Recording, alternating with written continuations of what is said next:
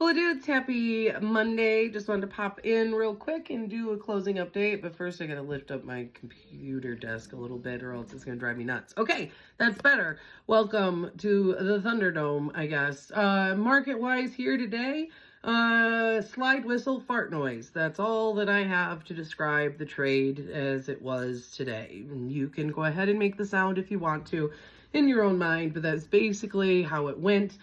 December corn closed down a nickel at 4.14, off its low a bit at 4.12 and 3/4. That was the low of the day. September corn held at or finished at 3.93 and 3/4, down about 6 cents. Wheat finished up 1/4 of a cent, actually, about 6 cents off. It's low. It is low. It's low. At 5.38.5. Kansas City wheat was down about a penny. Spring wheat was down about 3 cents. November beans were down 9.5, finished at 10.11.5. Meal was down a couple bucks. Soybean oil actually finished higher at the end of the day. It had been lower about midday there. Crude oil finished up about $1.80. The dollar finished up 1,000 points. I guess that's what you would say, or like one full big old point there, or however, it's up big. That's all I got to say about that. We did have the EU trade deal announced here over the weekend. So basically kind of in line with what you saw happen for Japan. I think they came up with a 15% tariff rate on EU exports into the US that includes automobiles, but it doesn't include aluminum and steel and all that other horse stuff. And so, basically we will not see the EU retaliate. There are a lot of folks out there that are kind of like, oh, well, this trade deal has no teeth. It means nothing.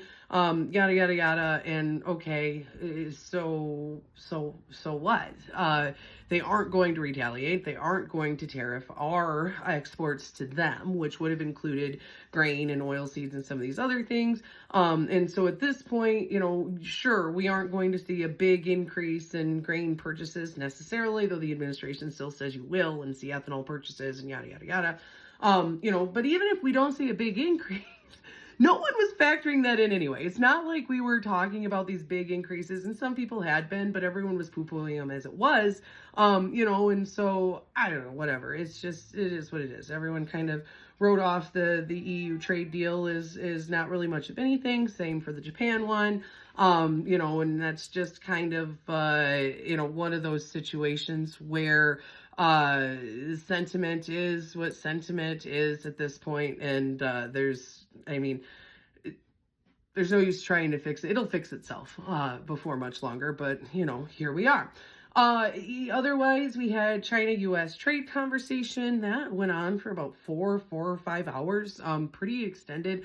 Everyone was kind of acting like this was going to be a one-day thing. Everyone from the administration had said they weren't really anticipating much in the way of anything exciting to come out of these talks. And then 5 hours later, they're like, day one's done. We'll be back tomorrow. China is dealing with some pretty extreme weather. You are seeing certain provinces there dealing with extreme flooding. They're saying that heavy downpours have led to heavy casualties. There's an article in the South China Morning Post that just came out that's talking about some issues. You've also had some excessive heat in China. I mean, history doesn't repeat itself, but it can rhyme. And it almost feels a little 2020 like in that regard when it comes to, could they pop up and kind of surprise us by needing some bushels we weren't thinking they were needing. Now, obviously, I highly doubt they come in and take 28 million metric ton like they did in 20 into 21. But even a couple million is something that they hadn't been taking and probably would catch the market a little off sides. But in any event, we had the China trade talks today. Argentina, Milei did announce that he's going to permanently cut the export tax. Basically what that did is it provided farmers there $28 a ton or 76 cents a bushel for soybeans more, and about $5 a ton or like 13 cents a bushel for corn more. And so that kind of helped, or should help, maybe stimulate some early farmer selling or some short-term farmer selling here. But the fact that it's permanent now removes, sort of the incentive or the need for the farmer to liquidate X amount of bushels by X amount of time. And so a lot of folks today, that was part of the reason that you saw the market under pressure, was this idea that the Argentine farmer is going to be selling big corn in big soybeans, and they very well may have been. I have yet to see a summary of farmer selling for the day, but if it was big today, I think there's kind of a finite amount of what farmers are wanting to put into this pipeline here in the short term, but we'll see. We'll see how it looks. Otherwise, weather, and yield. Everyone keeps everyone on one side of the boat, says that, the yield is continuing to grow. I saw someone kind of, an analyst today, allude to better weather means higher yield estimates. And I'm like, girl, I already have heard people say 191. What are you smoking?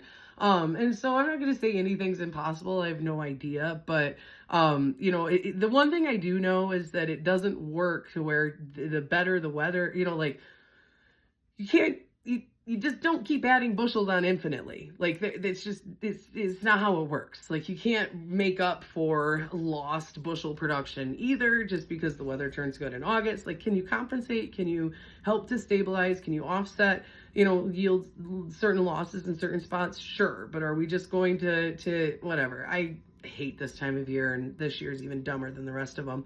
We'll get crop progress out here in about 5 minutes or so. Everyone's going to think that conditions are going to be awesome. I'm not waiting around to see what that looks like. I'll see tomorrow.